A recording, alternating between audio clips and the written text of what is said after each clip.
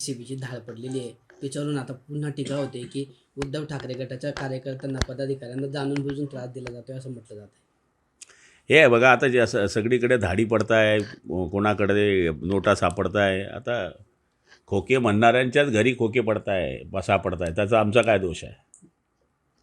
हे कारवाया करणं, हे करणं जसं अधिकाऱ्यांना माहीत असलं तर त्या ठिकाणीच ट्रॅप होतो.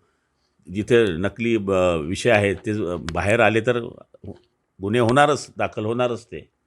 त्यामुळे आता टमुकच माणूस आहे आणि ढमुकच माणूस आहे, याच्याशिवाय त्यांच्याकडे दुसरं काहीच राहिलं नाही. सीबीची धाड पडलेली आहे. त्याच्यावरून आता पुन्हा टीका होते की उद्धव ठाकरे गटाच्या कार्यकर्त्यांना, पदाधिकाऱ्यांना जाणून बुजून त्रास दिला जातोय असं म्हटलं जातं.